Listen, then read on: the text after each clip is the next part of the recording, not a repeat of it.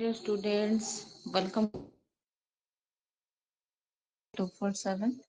So ଆଜି ଆମେ ସମବାର ଦେଇ ସାରିଥିଲେ ଆମେ ଆଜି ପଢିବା ବର୍ତ୍ତମାନ ଆମର ଯୋଉ ସିରିଜ ଚାଲିଛି ନା ମିଶନ ସିଲାବସ ଜଷ୍ଟ ତାର ଦିଟା ପାର୍ଟ ଯାଇଛି ସରି ଟିକେ ନେକ୍ସଟ ପାର୍ଟ ଆଣିବାରେ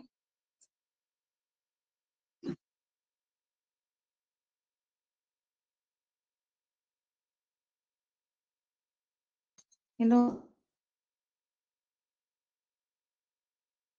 ବ୍ୟସ୍ତ ହବା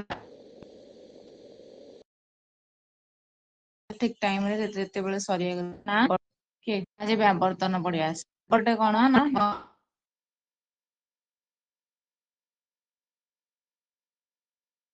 ନା ହେତୁବଚନର ହଁ ହେତୁବଚନର ଉଦ୍ଦେଶ୍ୟ ହେତୁବଚନର ବିଧେୟ ପଦ ରୂପେ ନା ଆମେ ସିଦ୍ଧାନ୍ତ ଗ୍ରହଣ କରୁ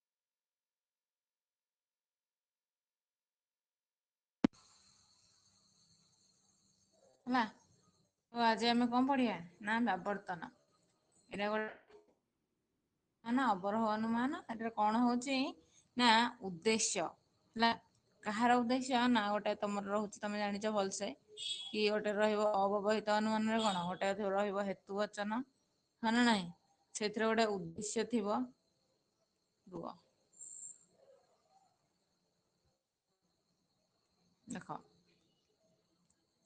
ଏଠି ଖାଲି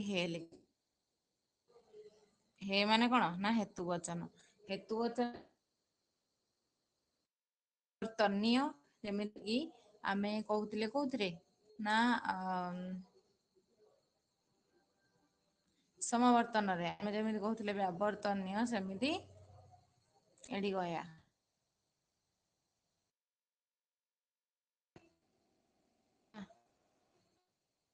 ବ୍ୟାବର୍ତ୍ତନୀୟ ହେଲା ତାପରେ ଏଇଟାକୁ କହିବା ନା ବ୍ୟାବର୍ତ୍ତିତ ତମେ ଜାଣିଛ ଅବ୍ୟବହିତ ସମାବର୍ତ୍ତନ ହବ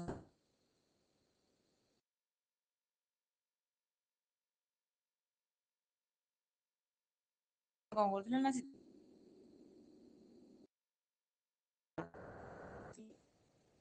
ଏଠି ବି ସେଇ ସମାନ ଜିନିଷ ଟା ହବ ଖାଲି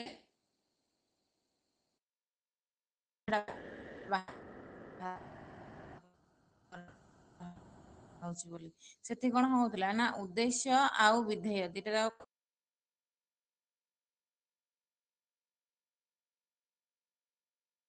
ବଚନ ସମାନର ହେତୁ ବଚନରେ ଯାହାବି କିଛି ଉଦ୍ଦେଶ୍ୟ ଥିବ ବ୍ୟାବର୍ତ୍ତନରେ ହେଲା ବ୍ୟାବର୍ତ୍ତନରେ ଆମେ କଣ କରୁଛେ ନା ତାମାନେ ଉଦ୍ଦେଶ୍ୟ ଟା ସବୁବେଳେ ସମାନ ରହିବ ସିଦ୍ଧାନ୍ତ ସହିତ ଆଗେ ମାନେ ସିଦ୍ଧାନ୍ତର ତମେ ବାହାର କରୁଛ ସିଦ୍ଧାନ୍ତ ନା ତାହେଲେ ସିଦ୍ଧାନ୍ତ ଟା କଣ ହବ ତମେ ଡିସାଇଡ କରିବ ତାପରେ ଦେଖ ଏଗେନ୍ ସିଦ୍ଧାନ୍ତରେ ଠିକ ଅଛି ସିଦ୍ଧାନ୍ତରେ ଏବେ କ୍वेଶ୍ଚିନ୍ ଆସିଛି କୋଉଟା ରହିଲା ନା ବିଧେୟ ଗୋଟେ ର ହବ ଉଦ୍ଦେଶ୍ୟ ପଦ ଆଉ ଗୋଟେ ହେଲା ବିଧେୟ ପଦ ଏବେ ଦେଖିବା ସେ ବିଧେୟ ଟା କଣ ହବ ନା ସେ କହୁଛି କି ହେତୁବଚନରେ ଯାହା ସପୋଜ ଏଟା ମ ଥିବ ରାଇଟ ଏଇଟା କଣ ହବ ନା ଏଇଠି ଯାହାବି ତାର କଣ ହବ ନା ବିରୁଦ୍ଧ ପଦ ହବ ଠିକ ଅଛି ବିରୁଦ୍ଧ ପଦ ମାନେ କଣ ନା ଗୋଟେ ନାହିଁ ମାନେ ଭଲର ବିରୁଦ୍ଧ କଣ ଖରାପ ସେଟା ଯେତେବେଳେ ଭଲ ଭଲ ନୁହେଁ ସେଟା ସାଙ୍ଗରେ ଯେତେବେଳେ ଗୋଟେ ନୁହେଁ ଲଗେଇ ଦଉଛ ସେଟାରେ ତମର କଣ ହେଇଯାଉଛି ନା ସେଇଟା ସେତେବେଳେ ତମର ବିରୁଦ୍ଧ ପଦ ହେଇଯାଉଛି ସେମିତି ଏଇଠି ଅ ମାନେ ହଉଛି ବିରୁଦ୍ଧ କ୍ଲିୟର ସୋ ମ ଥିଲେ ଅମ ହେଇଯିବ ହେଲା ବ୍ୟାଘ୍ର ଥିଲେ କଣ ବ୍ୟାଘ୍ର ନୁହେଁ ମାନେ ସେଠି ଅ ଲାଗିବ ଠିକ ଅଛି ଭଲ ଥିଲେ ଅଭଲ ହେଲା ସେଇଭଳିଆ ତ ଏତିକି ହବ ସେଇଥିପାଇଁ ତାକୁ ଧରିକି ସେ କଣ କହୁଛି ଦେଖ ସେ କହୁଛି କି ଏଇଟା ଗୋଟେ ହଉଛି ଏମିତି ମାନେ କଣ ନା ବ୍ୟାବର୍ତ୍ତନ ଟା ହଉଛି ଗୋଟେ ଏକ ପ୍ରକାର ଅବ୍ୟବହିତ ଅନୁମାନ ଯୋଉଥିରେ ଆମେ କଣ କରୁଛେ ନା ହେତୁବଚନର ଉଦ୍ଦେଶ୍ୟ କୁ ଉଦ୍ଦେଶ୍ୟ ଭାବରେ ଗ୍ରହଣ କରୁଛେ କୋଉଥିରେ ନା ସିଦ୍ଧାନ୍ତରେ ତାପରେ କଣ କରୁଛେ ନା ତାର ଯାହାବି ବିରୁଦ୍ଧ ପଦ ହେଲା ସେଇଟାକୁ ସିଦ୍ଧାନ୍ତରେ ୟୁଜ କରୁଛେ କାହାର ନା ବିଧେୟର ହେଲା ଆଜ୍ଞା ବୁଝିପାରିଛ ଦେଖ ଫାଷ୍ଟ କଣ ନା ବ୍ୟାବର୍ତ୍ତନୀୟର ଉଦ୍ଦେଶ୍ୟ ସମବର୍ତ୍ତିତାର ଉଦ୍ଦେଶ୍ୟ ହୁଏ ବ୍ୟାବର୍ତ୍ତନୀୟ ମାନେ କଣ ହେତୁ ବଚନ ବ୍ୟାବର୍ତ୍ତନୀୟ ମାନେ ହେଲା ହେତୁ ବଚନ ଯାହାବି ତାର ଉଦ୍ଦେଶ୍ୟ ଥିବ ସପୋଜ ପ ଅଛି ଏଠି କଣ ହବ ନା ଆଜ ଇଟ ଇଜ ସେ ସିଦ୍ଧାନ୍ତରେ କଣ ହବ ନା ପ ହବ ତାପରେ ଯଦି କଣ ନେଇଛ ମାନେ ସପୋଜ ତମେ ନେଇଛ ସମସ୍ତ ପ ମ ଅଟେ ସମସ୍ତ ପ ମ ଅଟେ ଯଦି ନେଇଯାଏ ଏମିତି ମ ନେଇଥିବ ତ ରାଇଟ ତାହେଲେ ତାର କଣ ନା ହବ ନା ବିରୁଦ୍ଧ ପଦ ହବ। ବିରୁଦ୍ଧ ପଦ ମାନେ କଣ ନା ଅମ ହେଇଯିବ। ଅମ ମାନେ କଣ ଅ ର ମିନିଂ ହଉଛି ନୁହେଁ। ତମେ ଯେମିତି ଭଲରେ ଲଗେଇଦବ ଗୋଟେ କଣ ନା ଭଲ ସହିତ ନୁହେଁ ଲଗେଇଦବ ତାହେଲେ ଏଇଟା କଣ ହେଇଯିବ ତାର ମାନେ କଣ ଖରାପ ହେଇଥିବ। ଭଲ ନୁହେଁ ମାନେ କଣ ଖରାପ ହେଇଥିବ ରାଇଟ। ତାପରେ ଦେଖ ଏତିକି ହେଲା first rule second rule. First rule କଣ କହିଲା ନା ଫାଷ୍ଟ ରୁଲ କହିଲା କି ଅ କଣ ନା ଯାହାବି କିଛି ଉଦ୍ଦେଶ୍ୟ ଅଛି ସେଇଟା ଉଦ୍ଦେଶ୍ୟ ଟା ସମାନ ରହିବ।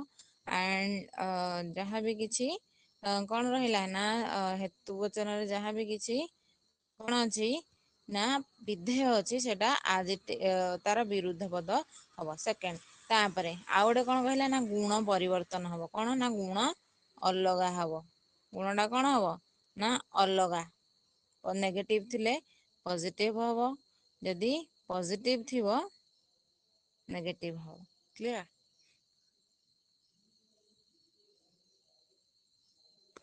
ଏମିତି ତ ଗୁଣ ଟା କଣ ହବ ନା ଅଲଗା ହବ। ତାମାନେ ତମେ ଗୁଣ ଅନୁସାରେ ଜାଣିଛ କଣ ନା ଗୋଟେ ହେଲା ସଦର୍ଥକ ଆଉ ଗୋଟେ ହେଲା ନଞ୍ଜର୍ଥକ। ଆ ହଉଛି ଆମର ସାର୍ବିକ ସଦର୍ଥକ ତର୍କ ବାକ୍ୟ ତାକୁ ଧରିକି ତାର ଯଦି ଗୁଣ ଅଲଗା ହବ ତାମାନେ କଣ ଏ ହବ। ଗୁଣ ଅଲଗା ଆଉ ପରିମାଣ ସମାନ। ଗୁଣ ଅଲଗା କିନ୍ତୁ ପରିମାଣ ସମାନ। ସାର୍ବିକ ସଦର୍ଥକ ଏ ହେଲା ସାର୍ବିକ ନଞ୍ଜର୍ଥକ। ତାମାନେ ଆ ରୁ ଯେତେବେଳେ ତମେ ବ୍ୟାବର୍ତ୍ତନ କରିବ ତାର ଏ ହବ ବ୍ୟାବର୍ତ୍ତିତ ହେଲା। ଆରୁ ବ୍ୟାବର୍ତ୍ତନ ଟା ତମେ ଯେତେବେଳେ କରିବ ଆରୁ ଏ କୁ ହବ ଓକେ। ଆରୁ ଏ କୁ ହବ ଆଉ କଣ ହବ ନା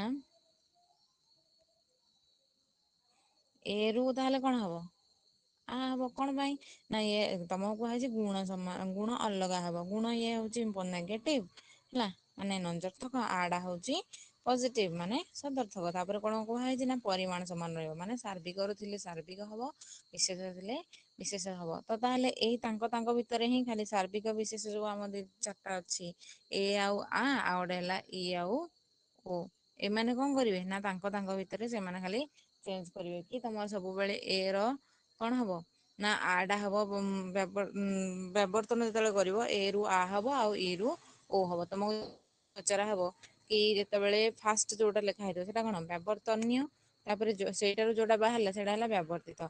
ତାହେଲେ ଏ ଯେତେବେଳେ ବ୍ୟାବର୍ତ୍ତନ୍ୟ ଥିବ ତାର ବ୍ୟାବର୍ତ୍ତିତ କଣ ହବ ଆଉ ଯୋଉଟା ସାର୍ବିକର ବଞ୍ଚିଗଲା କଣ ଆ। ଏଗେନ୍ ତମକୁ ଯଦି ଆ ପଚରା ହବ କି ଆ ତର୍କ ବାକ୍ୟରେ ଯେତେବେଳେ ତମେ ବ୍ୟାବର୍ତ୍ତନ ଟା କରିବ ମାନେ ବ୍ୟାବର୍ତ୍ତନ୍ୟ ହଉଛି ଆ ତର୍କ ବାକ୍ୟ ତାର ବ୍ୟାବର୍ତ୍ତିତ କଣ ହବ ଏ ହବ। ଏଗେନ୍ ସେମିତି ଇ ମାନେ ବିଶେଷର ବି ସେଇଆ ହବ ଯେତେବେଳେ ଇ ଥିବ ସେତେବେଳେ ଓ ହବ। ଓ ର ଯଦି ପଚାରା ହେଇଛି ସେଟା ଇ ହବ ଏତିକି ହିଁ ହବ। ହେଲା ଭେରି ସିମ୍ପଲ। ଆଉ ଗୋଟେ ଜିନିଷ କଣ କରାହବ ନା ଦେଖ ତମେ ସେମିତି ସମବର୍ତ୍ତନରେ କଣ କରୁଥିଲ ନା ଦେଖୁଥିଲ କୋଉଟା ବ୍ୟାପ୍ତ ହଉଛି ବୋଲି। କଣ ପାଇଁ ନା ସେଇଟା 4 ନମ୍ବର ରୁଲରେ ଥିଲା ଏଟା ଏଠି ବି ଅଛି ହେଲା। ଏଟା ଏଠି ବି ଅଛି ଦେଖ ଭଲ ସେ କି ଏଠି କଣ ଲେଖା ହେଇଛି କି ବ୍ୟାବର୍ତ୍ତନରେ ଅବ୍ୟାପ୍ତ କୌଣସି ପଦ ବ୍ୟାବର୍ତ୍ତିତରେ ବ୍ୟାପ୍ତ ହୋଇପାରିବ ନାହିଁ ଯାହାକି ସମାନ ଅଛି ସମବର୍ତ୍ତନ ସହିତ। ଏଇଠି ଦେଖ ସେ କଣ କହିଛି ନା ବ୍ୟାବର୍ତ୍ତନ୍ୟ ମାନେ କଣ ହେତୁ ବଚନରେ ଯୋଉଟା ଅବ୍ୟାପ୍ତ ଅଛି ସେଇଟା କେବେ ହେଲେ ପ୍ରାପ୍ତ ହବ ନାହିଁ କୋଉଠି ନା ସିଦ୍ଧାନ୍ତରେ। ଠିକ ଅଛି ଯଦି ବ୍ୟପ୍ତ ହେଲା ଯେମିତି ସମବର୍ଦ୍ଧନରେ ଭୁଲ ହଉଥିଲା ଠିକ ସେମିତି ରୁଲ ଭାଉଲେଟ କରିବ। ବା ଅମାନ୍ୟ କରିବ। ତ ତମର ଦେଖ ତମର କଣ ଅଛି ନା ତମେ ଏଇଠି ଦେଖ ଏଇଠି ମ ଥିଲା ଏଇଠି ଅମ କରିଦେଇଛ। ହ ନାଇଁ ତାର ଜଷ୍ଟ ବିରୁଦ୍ଧ ପଦଟା ନେଇଛ। ଏଇ ଅମ ଟା ହେତୁ ପଚନ ନଥିଲା ଏଇଟା ତମେ ନୂଆ ଦେଇଛ ଅମ କରିଛ। ଠିକ ଅଛି ସୋ ଏଇଟାକୁ ଆମେ କନସିଡର କରିବା ନାହିଁ। ସୋ ମାନେ କଣ ମ ଆଉ ଅମ ଏମାନେ ହଉଛନ୍ତି ଡାହାଣ ସାଇଡରେ ଅଛନ୍ତି ମାନେ ଏମାନେ ହେଲେ ବିଧେୟ ପଦ। ସୋ ବିଧେୟ ପଦକୁ ଆମେ ଏଇଠି କନସିଡର କରିବା ନାହିଁ ତାର ବ୍ୟାପ୍ତ ହଉଛି କି ନାହିଁ। କିନ୍ତୁ ଆମେ କାହାକୁ ସବୁବେଳେ ଚେକ୍ କରିବା ନା ଉଦ୍ଦେଶ୍ୟ ପଦକୁ। ଠିକ ଅଛି ଉଦ୍ଦେଶ୍ୟ ପଦକୁ ଚେକ୍ କରିବା ଯଦି ଉଦ୍ଦେଶ୍ୟ ପଦକୁ ଚେକ୍ କରିବା ତାହେଲେ ଏବେ ଦେଖ ମୁଁ ଯଦି କହିବି କି ଆ ତର୍କ ବାକ୍ୟ ଆମେ ଏଇଠି ନେଇଛେ ତାହେଲେ ତାର ବ୍ୟାବର୍ତ୍ତିତ କଣ ହବ ଏ ହବ ଆରୁ ଇ ହବ ଏ ହବ ମୁଁ କହିଛି। ଯଦି ହବ ତାହେଲେ ଦେଖ ଏଇଠି କାହାକୁ କନସିଡର କରିବା ନା ଖାଲି ପ ଟାକୁ ଚେକ୍ କରିବା। କି ସେ ତଳେ ମାନେ ଉପରେ ଅବ୍ୟାପ୍ତ ରହିକିନା ତଳେ ବ୍ୟାପ୍ତ ହେଇଯାଇଛି କି? ମୁଁ ତମକୁ କହିଥିଲି କଣ ନା ସବୁବେଳେ ତଳ ଆଳୁ ଚେକ୍ କରିବ ସୋ ଦେଖ ସିଦ୍ଧାନ୍ତରେ ଏଇ ଯୋଉ ପ ଟା ବା ଉଦ୍ଦେଶ୍ୟ ପଦ ଟା ବ୍ୟକ୍ତ ହଉଛି ନା ନାହିଁ। ନାଇଁ ୟେସ୍ ହଉଛି କଣ ପାଇଁ ନା ଏ ତର୍କ ବାକ୍ୟ କାହାକୁ ବ୍ୟକ୍ତ କରେ ନା ଉଭୟ ଓ ଉଦ୍ଦେଶ୍ୟ ଆଣ୍ଡ ବିଧେୟ ସୋ ଏଠି ଇଏ ବ୍ୟାପ୍ତ ହଉଛି ତ ତାହେଲେ ଉପରେ ସେ ବ୍ୟାପ୍ତ ହେଇଛି ନା ନାହିଁ? ୟେସ୍ ହେଇଛି। କାହିଁକି ନା ଆ ତର୍କ ବାକ୍ୟ କେବଳ ଆଉ କେବଳ ଉଦ୍ଦେଶ୍ୟକୁ ବ୍ୟାପ୍ତ କରେ। ତା ମାନେ ଆମର ଇଏ ଚାରିଟା ଯାକ ରୁଲ ଫଲୋ କରିଛି। କାହିଁକି ନା ଆମେ ଏଗୁଡାକ ପ ରୁ ପ ହବ, ମ ରୁ ଅମ ହବ, ତାପରେ ଆ ରୁ ଏ ହବ ହେଲା, ତାପରେ ତାର ଗୁଣ ସରି ପରିମାଣ ସମାନ ବି ଅଛି, ଗୁଣ ବି ଅଲଗା ଅଛି। ଆଉ କଣ ଦେଖିବା ନା ବ୍ୟାପ୍ତ ଅବ୍ୟାପ୍ତ ହେଇକିନା ଉପରେ ମାନେ ହେତୁ ବଚନରେ ସିଦ୍ଧାନ୍ତରେ ବ୍ୟାପ୍ତ ହଉଛି କି ନାହିଁ ସେଟା ଦେଖିବା। ତ ଯଦି ଦେଖିଲେ ଆମର ଠିକ ହେଇଗଲା। ଏଗେନ୍ ଆମେ ଏବେ ଚେକ୍ କରିବା କାହାର ନା ଏ ତର୍କ ବାକ୍ୟର। ଏ ତର୍କ ବାକ୍ୟର ଯଦି କରିବା ଏଗେନ୍ ଆ ହବ କଣ ତାର ବ୍ୟବର୍ତ୍ତିତ। ଯଦି ଆ ହବ ତଳେ ଆ ଅଛି ସିଦ୍ଧାନ୍ତରେ ଆ ତର୍କ ବାକ୍ୟ ବ୍ୟାପ୍ତ କରୁଛି କାହାକୁ ନା ଉଦ୍ଦେଶ୍ୟକୁ। ଆମକୁ ଏଇଠି ଖାଲି ଉଦ୍ଦେଶ୍ୟର ଚେକ୍ କରିବାର ଅଛି। ସୋ ଉଦ୍ଦେଶ୍ୟ ବ୍ୟାପ୍ତ ହଉଛି ନା ନାହିଁ? ୟେସ୍ ହଉଛି। ସେଟା ଉପରେ ବ୍ୟାପ୍ତ ହେଇଛି ନା ନାହିଁ? ୟେସ୍। କଣ ପାଇଁ ନା ଏ ତର୍କ ବାକ୍ୟ ବୋଥ୍ ଉଭୟ ମାନେ ଉଭୟ ଉଦ୍ଦେଶ୍ୟ ଆଉ ବିଧେୟକୁ ବ୍ୟକ୍ତ କରେ। କ୍ଲିୟର। ତାପରେ ଦେଖିବା କୋଉଟା ନା ଇ ଆଉ ଇ ର କଣ ହବ ନା ଇ ହଉଛି ଗୋଟେ ବିଶେଷ ତର୍କ ବାକ୍ୟ।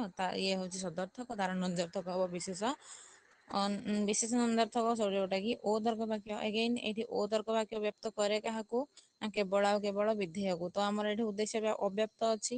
ଇରେ ବି ଉଦ୍ଦେଶ୍ୟ ଅବ୍ୟାପ୍ତ ଅଛି। କଣ ପାଇଁ ନା ଇ ତର୍କ ବାକ୍ୟ କାହାକୁ ବି ବ୍ୟାପ୍ତ କରେନି, ନାହିଁ ଉଦ୍ଦେଶ୍ୟ ନାହିଁ ବିଧେୟ। କ୍ଲିୟର। ତ ଏତିକି। ତାପରେ ଦେଖ ତାମାନେ ଏଇଟା ଫୁଲଫିଲ ହେଇଗଲା କାହିଁକି ନା ତଳେ ଅବ୍ୟାପ୍ତ ଅଛି ତ ଉପରେ ଚେକ୍ କରିବା କିଛି ନାହିଁ। ତମ ପାଖରେ ଯଦି ଗୋଟେ ଜିନିଷ ନାହିଁ କି ଜଣଙ୍କ ପାଖରେ ଯଦି ଗୋଟେ ଜିନିଷ ନାହିଁ ସେ ସେଟା ଚୋରି କଲା କି ତାର ଆଗରୁ ଥିଲା ସେଟା ଚେକ୍ କରିବା କିଛି କାମ ହିଁ ନାହିଁ। ଠିକ ଅଛି ତ ଏମିତି ତାପରେ ଦେଖ ଓ ରୁ ଇ ହଉଛି ନା ନାଇଁ ଇ ରେ ବି ସେଇ ସମାନ କଥାଟା ହବ। କାହିଁକି ନା ଇ ତ କାହାକୁ ବି ବ୍ୟାପ୍ତ କରେନି ରାଇଟ। ଇ ତର୍କ ବାକ୍ୟ କାହାକୁ ବି ବ୍ୟାପ୍ତ କରେନି, ନାହିଁ ଉଦ୍ଦେଶ୍ୟ ନାହିଁ ବିଧେୟ। ତ ଯଦି ତା ପାଖରେ କିଛି ନାହିଁ ତାହେଲେ ତା ଉପରେ ଯାଇକିନା ଚେକ୍ କରିବା କିଛି କାମ ବି ନାହିଁ। କିନ୍ତୁ ଯଦି ବି ଚେକ୍ କରିଦବ କିଛି ହବ ବି ନାହିଁ। କାହିଁକି ନା ଅ ତର୍କ ବାକ୍ୟ କେବଳ ଆଉ କେବଳ ବିଧେୟକୁ ବ୍ୟକ୍ତ କରେ, ସେ ଉଦ୍ଦେଶ୍ୟକୁ ବ୍ୟକ୍ତ କରେ ନାହିଁ। କ୍ଲିୟର। ନେକ୍ସଟ ହେଲା ତ ତା ମାନେ ଆମେ ଚାରିଟା ଯାକ ଜାଣିଦେଲେ କି ଆ ରୁ ଏ ହବ, ଇ ରୁ ଓ ହବ ମାନେ ଆ ରୁ ଏ ହବ, ଏ ରୁ ଆ ହବ, ଇ ରୁ ଓ ହବ, ଓ ରୁ ଇ ହବ। ଇଏ ହଉଛି ବ୍ୟାବର୍ତ୍ତନ। ଠିକ ଅଛି। କ୍ଲିୟର ହେଇଗଲା। ସରି ଦେଖ ବ୍ୟାବର୍ତ୍ତନ କ୍ଲିୟର। ତାପରେ ଦେଖ ତମେ ଯଦି ଦେଖିବ ଆଉ ଗୋଟେ ଜିନିଷ କଣ ନା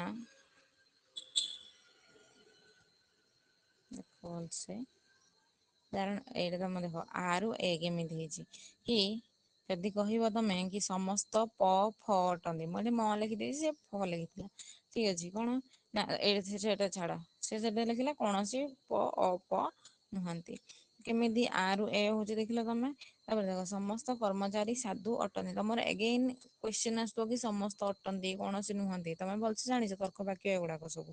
ଆ ତର୍କ ବାକ୍ୟ ଏ ତର୍କ ବାକ୍ୟ ଏଗୁଡାଙ୍କର ସାଙ୍କେତିକ ରୂପ ସେଇଟା। ତମେ ଫାଷ୍ଟ ଇୟରରେ ଯଦି ନ ପଢିଛ ତାହେଲେ ପ୍ଲିଜ ଯାଇକି ୟାର ପୂର୍ବ ଭିଡିଓ ଯାକ ଦେଖିଦବ ତାହେଲେ ତମର କ୍ଲିୟର ହେଇଯିବ। ଆଣ୍ଡ ୟେସ୍ ଏଇଟା ବି ସତ କଥା ଯେ ତମେ ଯଦି ପାର୍ଟ 1, 2 ନ ଦେଖିଛ ଏଇଟାକୁ ଯଦି ଦେଖିବ ତାହେଲେ ତମେ କିଛି ବୁଝିପାରିବ ନାହିଁ। ଠିକ ଅଛି ତ ଯାଇକିନା ଫାଷ୍ଟ ଦେଖିକି ଆସ। ତାପରେ ଦେଖ ଆ ତର୍କ ବାକ୍ୟ ଦେଖ ସମସ୍ତ କର୍ମଚାରୀ ସାଧୁ ଅଟନ୍ତି କହିବା ଯାହା କୌଣସି କର୍ମଚାରୀ ଅସାଧୁ ନୁହନ୍ତି ହେଲା କଣ ତାର ବ୍ୟବହୃତ ହେଲା। କିଛି କରିବାର ନାହିଁ ବସ୍ ମାନେ ଦେଖ ଯଦି ଆ ତର୍କ ବାକ୍ୟ ବ୍ୟବର୍ତ୍ତନ୍ୟରେ ଥିଲା ବ୍ୟବର୍ତ୍ତିତରେ ଧର ଏ ତର୍କ ବାକ୍ୟ ତମର ବାହାରିବ ତାହେଲେ ତମେ ବାହାର କରିପାରିବ ନା ନାହିଁ। କାହିଁକି ନା ସାର୍ବିକର ଯାହା ଯୋଉଟା ବଳିଗଲା ଯଦି ସାର୍ବିକ ଦିଟା ଅଛି ଗୋଟେ ହେଲା ଆ ଆଉ ଗୋଟେ ହେଲା ଏ ତମକୁ ଯଦି ଗୋଟେ ଦେଇଛି ସପୋଜ ଆ ଦେଇଛି ମାନେ ତମେ କଣ ନା ତା ଜାଣିଗଲ ଯୋଉଟା ବଳି ପଡିଲା ସେଇଟା ହିଁ ହବ ତାର ବ୍ୟବର୍ତ୍ତନୀୟ ସରି ବ୍ୟବର୍ତ୍ତିତ। ଏ ଯଦି ଦେଇଛି ତମେ ଜାଣିଛ ଆଉ ବାକି ଯୋଉଟା ରହିଛି ସେଇଟା ହିଁ ହବ। ହେଲା ଆଉ ତାର ସାଙ୍କେତିକ ରୂପ ବାସ୍ ପକେଇଦବ ମ ଟାକୁ ଅମ କରିଦବ ହେଲା ପ ଟାକୁ ପ ରଖିଦବ ହେଇଗଲା କାମ ଖତମ ସେତିକିରେ ହେଇଯିବ। ହ ନା ନାଇଁ ତ ହେଇଗଲା ଆଉ ତମର ୟାକୁ ଧରିକି ଦେଖ ସମସ୍ତ କର୍ମଚାରୀ ସାଧୁ ଅଟନ୍ତି କହିବା ଯାହା କୌଣସି କର୍ମଚାରୀ ଅସାଧୁ ନୁହନ୍ତି କହିବା ସମାନ ନୁହେଁ କି? ସମାନ ତ ଭଲସେ ଭାବିବ ଏଇଟାକୁ ହେଲା। ତାପରେ ଦେଖ ମୁଁ ଏଠି ତମର ବେଶୀ ଟାଇମ ନଉନି ମୁଁ ଯଦି ଆଉ ଟିକେ କରିବି ତମର ବେଶୀ ଟାଇମ ହେଇଯିବ ସେଥିପାଇଁ ମୁଁ ଆଉ ବେଶୀ କରୁନି ଏଇଟାକୁ ଭଲସେ ଟିକେ ଆଉ ଥରେ ଦେଖିଦବ ତମେ ଭଲସେ ଏଇ ବହିର ଏଗୁଡାକ ସବୁ ପଢିଦବ ହେଲା। ତାପରେ ଦେଖ ତମର ମ୍ୟାଟେରିଆଲ ଓଭରଜନ ବା ବସ୍ତୁନିଷ୍ଠ ତର୍କ ସରି ବସ୍ତୁଗତ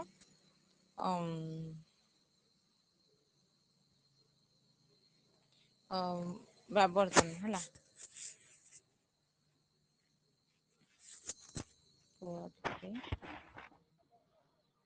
ବସ୍ତୁଗତ ବ୍ୟାବର୍ତ୍ତନ ଏଇଟା ଆଗେନ୍ କଣ ନା ତମେ ସେଇଠି କହୁଥିଲ କି ମୁଁ ଯଦି କହିବି କ୍ଲାସରେ ସପୋଜ 5ଟା ପିଲା ଅଛନ୍ତି, ମୁଁ ଯଦି କହିବି କି ସବୁ ତକ ଭଲ ବୋଲି କହିବା ଯାହା ଏଇଠି ଜିରୋ ମାନେ କଣ ଜିରୋ ଖରାପ କହିବା ସମାନ ନା ନାହିଁ?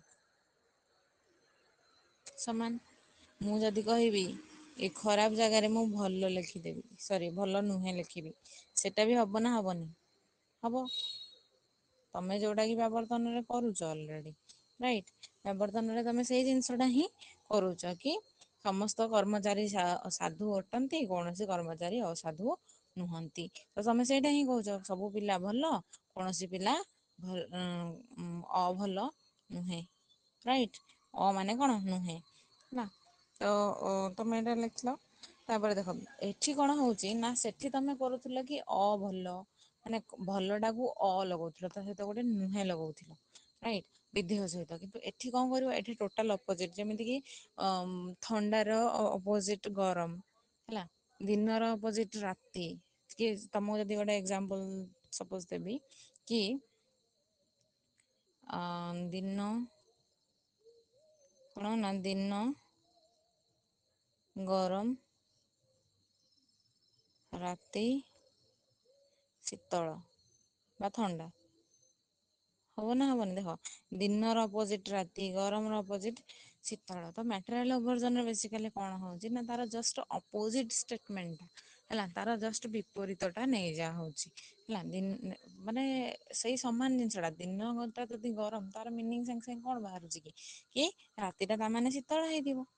ନା ଯଦି ଜହ୍ନଟା ଶୀତଳ ତା ମାନେ ସୂର୍ଯ୍ୟ ଟା କଣ ତାତି ହେଇଥିବ ମାନେ ଗରମ ହେଇଥିବ ଏଗୁଡାକ ହିଁ ତମର ହଉଛି କଣ ନା ମାଟେରିଆଲ ଅଭର୍ଜନ ବସ୍ତୁଗତ ବ୍ୟାବର୍ତ୍ତନ ଦେଖ ସେଠି ଗୁଣ ତମେ ଚେକ୍ କରୁଥିଲ କି ମାନେ ଖାଲି ବ୍ୟାବର୍ତ୍ତନରେ ଯେତେବେଳେ ତମେ କଣ କରୁଥିଲ ନା ତାର 4ଟା ରୁଲ ଅଛି। 4ଟା ଜାଗାରେ ସେଇଥିରେ ତାର ଗୁଣ ଅଲଗା ହଉଥିଲା ପରିମାଣ ସମାନ ରହୁଥିଲା ହଁ ନା ନାଇଁ ତାପରେ ପୁଣି କୋଉଟା ବ୍ୟାକ୍ତ କୋଉଟା ଅବ୍ୟାକ୍ତ ଦେଖୁ ଜିନିଷ ଟା ବି ସେଇଟା ଚେକ୍ ହବ ନାହିଁ ଆଣ୍ଡ ୟେସ ଯେହେତୁ ସେଗୁଡାକ ସେ କିଛି ଫଲୋ କରୁନି ସେ 4ଟା ଯାକ ଏଇ ମାଟେରିଆଲ ଅଭର୍ଜନ ମାନେ ବସ୍ତୁଗତ ବ୍ୟାବର୍ତ୍ତନ ଟାକୁ ଆମେ ବ୍ୟାବର୍ତ୍ତନ ବୋଲି କଣ ନା କିଛି ଜଣ ମାନୁନାହାନ୍ତି